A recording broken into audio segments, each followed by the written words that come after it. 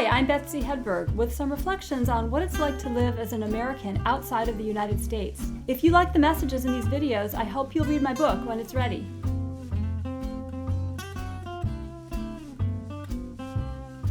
Hi, I was going to make a video about measurements, and I'll still do that, but how can I do that when the only thing on my mind and the only thing on so many Americans' minds are these shootings, the gun violence. And so I've got to address it. You probably don't want to hear about that. It's not what you came here for, but I can't not talk about it, right? The Uvalde, Buffalo, and then these other shootings that happened that are just like minor ones. So I don't even know where they were. Chattanooga, California, some others, right? It's just, is it ever going to end? And you know that this is a uniquely American problem. I mean, there's some countries in the world that are very violent, more violent than the United States, but of wealthy countries, no. So yeah, you know that may be one of the reasons you're thinking about moving abroad.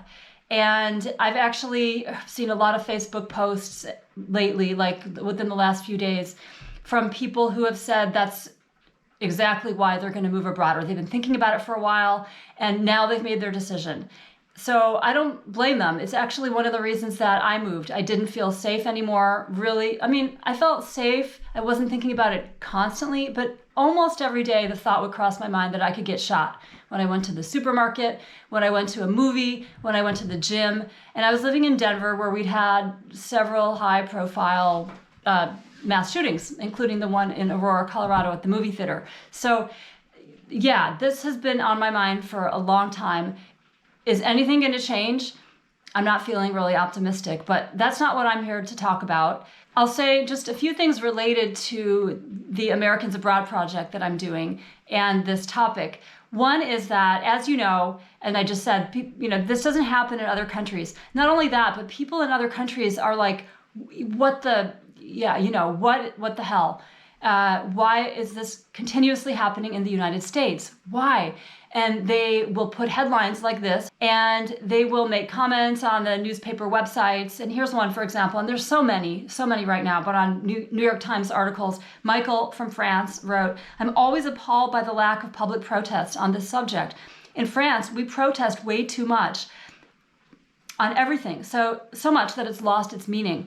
But in the United States, it seems that you never protest. Ask yourself, if you care, why don't you go to Washington? Protest peacefully, start something, lead the way. Other protests will start across the country. Put pressure, fight for it."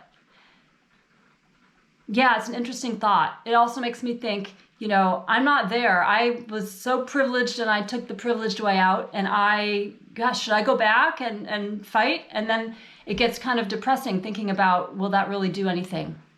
Anyway, but if you move abroad, it's important to realize that this topic is going to come up and people are going to ask you, why? Why does this happen? So you'll want to think about what you're going to say.